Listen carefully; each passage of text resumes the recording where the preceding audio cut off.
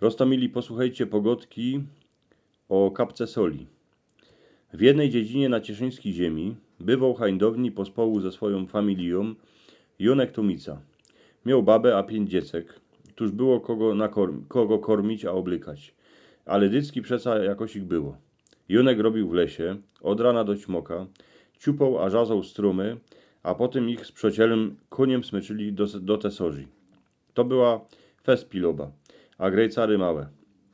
Hanka Tumicula, jego baba, miała kury, chowała a i kozę przy chałupie, miała kąsek z ogródki, tuż cosik swojego dycki do garca na obiad wraziła.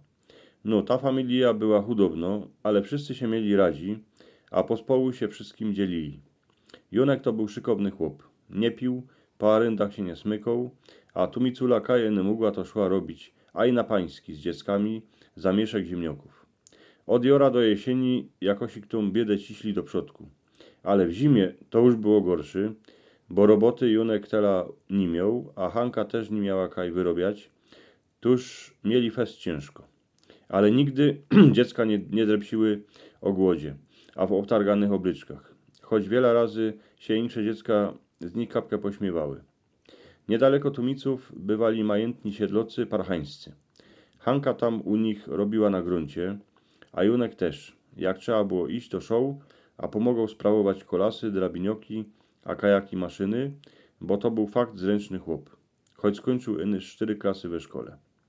Dostawali za to jodło, grejcary, a parchańsko dzieckom dycki jeszcze dała do kapsy bombonów, a i po jakimś lepszym owocu, bo starsze tumicowe dziecka dycki szły fotrum pomagać.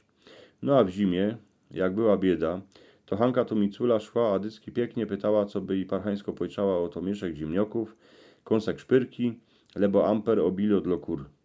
Dycki jednako Hanka potem przyszła, a to wracała. Choć wiele razy jej parchańsko prawiła, aż se to niecho. Jednego razu się jednako stało, że parchańsko przyszła do Hanki pojczać soli. Tumicula się na nią eny podziwała, ale pozwała ją, aż idzie dali, a siadła se z nią w kuchyni na ławce. Długo wyrządzały, aż się ganz uśmiały, bo zaczły fulać o swoich chłopach. Na koniec baba siedloka wzięła na mieszek soli, a poszła ku chałupie. Jak przyszła, to się jej chłop spytał, na co szła pojczać tą kapkę soli, gdyż przeca mo cały wielkucny miech we szpajsce. Ona się uśmiechła, a mu to wyłożyła tak, że Tumicula gor w zimie chodzi do niej pojczować jodło, a festce to woży, bo inakszy by jeja familia drepsiła głodno. Tymu parchańsko poszła do Hanki pojczać soli, co by wiedziała, że bogato siedloczka też może coś ich od hudobnej baby potrzebować pojczać. Ale tutaj nie szło o tą sól, iny o to, że se parchańsko mogła porządzić z babą, co znała żywot, co każdy dzień musiała ciężko robić, co by dziecka miały coś ich na talerzach. Skry z tego baba siedloka miała w zocy to, co było koleni. Ta mało kapka soli dla Tumiculi to było fakt cosi, bo była fez rada, że mogła też coś ich parchański pojczać.